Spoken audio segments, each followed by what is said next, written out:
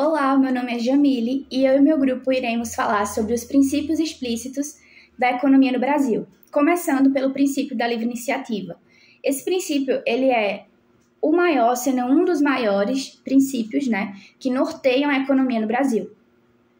Ele fala, ele discorre acerca da liberdade, acerca da livre iniciativa de constituir o seu negócio, de colocar o seu negócio e de expandir, de encontrar melhorias, novas tecnologias para expandir o seu negócio.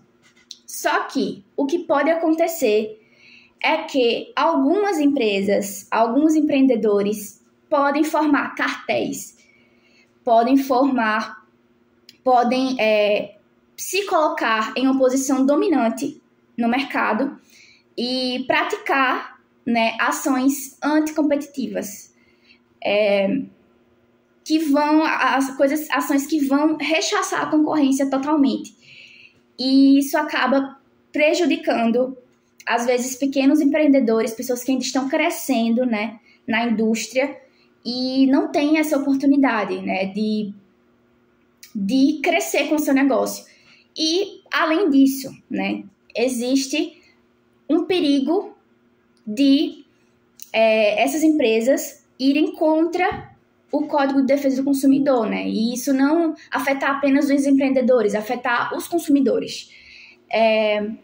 A gente tem um exemplo do cartel dos combustíveis, que foi um cartel aqui no Brasil, em que diversos empreendedores petrolíferos, diversos postos de gasolinas, começaram a coordenar preços de combustível aqui no Brasil. E o que aconteceu foi que os consumidores acabavam consumindo apenas daqueles postos que estavam coordenando seus preços e não de outros, porque acabava que eles eliminavam a concorrência, coordenando os preços e tendo essas estratégias. Então, para evitar que essas coisas aconteçam, essa coisa desleal, existem as leis antitrust, que meus colegas vão trazer, vão falar um pouco mais sobre, e outras legislações, como o Código de Defesa do Consumidor, que eu citei, que esse tipo de prática não fere apenas os pequenos empreendedores, as pessoas que querem crescer no comércio, na economia. Afeta também os consumidores. Então, é isso. Vou deixar os meus colegas continuarem, que eles vão trazer muito mais conteúdo. Olá, professor Luiz Felipe, dando continuidade ao que foi pressionado pela minha colega Jamile. Eu agora irei falar a respeito de um ponto de como é que o direito do consumidor ele vai estar entranhado nas questões dos princípios do direito econômico, Como é que essa relação entre direito do consumidor e direito econômico ela vai se dar, tendo em vista que o direito econômico ele busca estudar as relações que o Estado ele vai exercer com os detentores dos meios de produção, isso em todos os aspectos. E cada vez mais, como nós estamos em um mundo globalizado, um mundo industrializado, onde a fomentação industrial e econômica é muito forte, Hoje nós temos empresas nacionais, multinacionais e até transnacionais. Então, o Estado, acertadamente visou, e aqui eu falo muito na questão relativa ao nosso país, tomando como base o Brasil, o Estado, o que foi que o Estado falou? Disse, olha, basicamente, a gente fomenta, sim, a livre iniciativa, na Constituição, isso é um direito constitucional de qualquer um, porém, não é todo tipo de prática dessa livre iniciativa de empreender, de vender, enfim, de comercializar, que ela vai ser permitida. Então, o próprio Estado diz na Constituição que ele é quem vai regular, ele é quem vai promover a defesa do consumidor. Inclusive, quando o Constituinte fez a Constituição, ele deixou o prazo de 120 dias para que o Código de Defesa do Consumidor ele fosse feito. Porque o Estado acertadamente ele vê que o consumidor, nesta gama de fatores, ele é hipossuficiente na maioria das vezes. Ele está numa situação desigual. Aqui, o detentor do meio de produção, enfim, o comerciante, o vendedor, o fabricante, e aqui está o consumidor. Então, muitas das vezes, ele não detém meios necessários na forma material para igualar as forças. Então, o Estado acertadamente buscou regular essas questões porque ele colocou o consumidor também como um protagonista da ordem econômica, né? Quando ele dá essa proteção, quando ele dá essa regulação, o Estado busca dizer, olha, já que muitas das vezes é quase impossível a gente conseguir materialmente falando igualar essas forças, pelo menos vamos na forma da lei, formalmente, legalmente, né? E até processualmente tentar fazer isso. E acertadamente o faz, né? Tendo em vista cada vez mais esse consumismo desenfreado que nós temos, né? Não só aqui no Brasil, mas isso é uma questão mundial. Então o Estado busca, através de uma regulação feita, né, que é um Código do Consumidor, para nós aqui, que é muito importante, o Estado busca dizer, ó, a gente vai regular essa questão. O mercado ele não vai ter também toda essa liberdade para usar e pisar no consumidor, porque eles estão em diferentes patamares. E quando a gente faz isso, a gente tem que, querendo ou não, a gente tem que igualar. Ou tentar, pelo menos, que é o que a Constituição e o Código do Consumidor fazem. Por isso que a regulação ela é tão importante, para que se evitem desastres, né, comerciais, econômicos e até mesmo sociais vultuosos. Tendo em vista que, se fosse deixar nas mãos dos detentores de meio de produção, eles mandariam e desmandariam. Hoje fazem isso com as leis, imagina se não tivesse. Então é necessário, bastante necessário, que a Constituição ela deu a atenção, né, e o Código do Consumidor cada vez mais vem se atualizando e dando as condições necessárias para que as regulações sejam feitas de maneira sóbria, né, e que busquem realmente proteger aquilo que aquele que é o objetivo dela. Então, muito obrigado. Finalizo aqui. Olá, eu me chamo Nívia e agora estudaremos um pouco sobre o princípio da livre concorrência na ordem econômica do Brasil. Esse princípio é um dos alicerces da economia liberal. É tanto que só tem como ele existir aonde o Estado garanta livre iniciativa. Para fixar, podemos lembrar que só existirá livre concorrência se houver livre iniciativa. Figueiredo aponta em sua obra que a livre concorrência, quando inserida no campo do direito comparado, tem por denominação o princípio da defesa do mercado. Então, sabem que quando se fala em princípio de defesa do mercado, estamos falando de princípio da livre concorrência. No que tange ao conceito, concorrência é ação. Ação de quê? O nome já diz, ação de concorrer, de disputar, de competir. Mas aqui estamos falando de uma disputa saudável, que é feita entre agentes que operam no mercado de forma livre e racional. Esses agentes eles participam de uma mesma etapa em ciclo econômico. Imagine um ciclo e coloque dentro dele a produção, a circulação e o consumo. Nessa disputa, o Estado entra como interventor de modo a garantir uma competição justa e sem abuso entre os concorrentes. Quando falamos de abuso, parece até simples, mas o papel do Estado tem grande relevância, porque além dele atuar com eficiência na questão econômica como um todo, frente a essa eficiência, ele também atua porque tem o dever, enquanto Estado, de atuar no equilíbrio.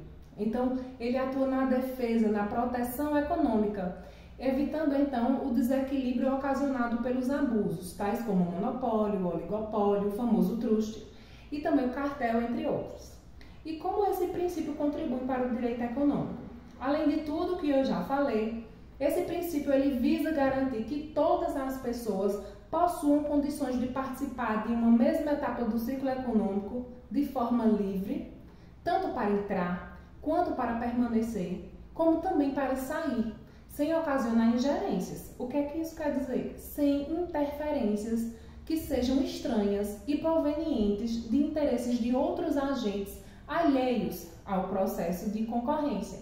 Por fim, vale destacar que aqui no Brasil, o Sistema Brasileiro de Defesa da Concorrência é quem fiscaliza a livre concorrência. Esse sistema ele é formado pela Secretaria de Acompanhamento Econômico e também pelo Conselho Administrativo de Defesa Econômica. Com isso, eu passo a palavra para a minha colega Gilva Márcia, que dará continuidade à apresentação. Até mais! Olá, sou Gil Moura e falarei um pouco do princípio da busca do pleno emprego e políticas públicas. E mediante o que os colegas já apresentaram, devemos lembrar que todos os princípios têm como principal escopo e finalidade econômica assegurar a todos uma existência digna, conforme a justiça social, ou seja, compatibilizar o desenvolvimento econômico com o princípio da dignidade da pessoa humana, à luz do que preceitua, né, o artigo 170, parágrafo único da Constituição Federal. E nesta senda, né, a busca pelo pleno emprego, ele tem como fundamento a valorização do trabalho humano, objetivando assegurar que toda a força de trabalho que esteja disponível, ela seja utilizada na atividade econômica. Trocando em miúdos, nada mais é do que a promoção da oferta de emprego, de modo que a população economicamente ativa, ela gere renda, tanto para si e sua família, né, como para o Estado. O que, sem dúvida, ao mesmo tempo que aumenta a arrecadação do poder público, também o desonera no setor de seguridade social. Figueiredo, em sua obra, ele lembra que quanto menor o número de indivíduos exercendo atividades produtivas e geradores de renda, menor também será o volume de arrecadação do poder público, sendo maior o volume de gastos com a seguridade social para atender a demanda dos necessitados e hipossuficientes que não conseguem por si só, né, adquirir o conjunto mínimo de bens para a subsistência digna. Fato que tão somente contribui para o aumento do déficit público. Trazemos, né, para conhecimento de todos que em 2020 o governo federal, devido àquele contexto da Covid-19, naquele contexto ele foi editada, né, a Lei 14.043 de 2020, que instituía, né, o Programa Emergencial de Suporte a Empregos, que é fruto da conversão de uma medida provisória de número 944, também de 2020. Então, aqui a gente vai finalizar a participação para que os demais colegas possam contribuir com esse trabalho, trazendo ao conhecimento de todos os princípios explícitos da ordem econômica no Brasil. Muito obrigada. Boa noite, meu nome é Sandro Fabrício, sou do nono diurno. Diante do que já foi apresentado, dos princípios já apresentados pelos meus colegas, e muito bem apresentado e analisado, hoje eu vou falar sobre o princípio da soberania nacional e como esse princípio afeta diretamente os investimentos estrangeiros. Bem, antes de entrar nessa esfera, irei fazer uma breve análise, caracterizar o que é o princípio da soberania nacional. O princípio da soberania nacional caracteriza-se pelo poder que o Estado tem de dirigir, intervir a ordem econômica diante dos seus próprios interesses ou diante de interesses da coletividade. Bem, analisado esse princípio, iremos agora falar como ele afeta os investimentos estrangeiros. Bem, esse princípio afeta as políticas de investimento estrangeiro que equipara as empresas brasileiras contratadas, obviamente, por estrangeiros, pois o princípio da soberania nacional é aplicado à ordem econômica e ao preceito constitucional. Ou seja, ele limita os investimentos estrangeiros em setores de economia em que são considerados mais estratégicos e têm um maior interesse nacional. Sendo assim, eles limitam esse investimento pelas as empresas brasileiras contratadas por estrangeiros. Olá, me chamo Beatriz e vou tratar um pouco sobre o princípio da função social da propriedade, também relacionado às políticas de desenvolvimento regional. Bom, o princípio da função social da propriedade, ele traz basicamente que todas as propriedades, sejam terrenos, imóveis, meios de produção, eles devem servir a uma função social determinada de acordo com a sua natureza. Então, enfim, devem ter função de moradia, de produção agrícola, entre outras. Nesse sentido, ele é um princípio que tem muita relação com a questão do interesse público e da economicidade, porque ele traz justamente essa ideia de que as propriedades, os bens, eles devem garantir essa função que deriva do interesse público e de alguma forma vai beneficiar a sociedade como um todo. E também garante que o Estado, né, ele tem esse controle dos bens que estão sendo produtivos de alguma forma para a sociedade ou não. Nesse sentido, ele se relaciona com a questão das políticas de desenvolvimento regional, porque cada região tem suas especificidades, tanto com relação à existência dessas propriedades, quanto em relação à função social e interesse público daquela região. Então, de acordo com a sua diversidade cultural e econômica, aquela região vai ter necessidades diferentes. Nesse sentido, a distribuição de recursos nacionalmente para essas regiões também vai ser diferente, tanto com relação à quantidade de recursos, quanto em relação à forma com que eles são utilizados e distribuídos, justamente porque essa função social da propriedade e o interesse público daquela região vai influir muito nessa questão de necessidade de recursos, a forma com que eles são utilizados e, enfim, a sua diversidade econômica.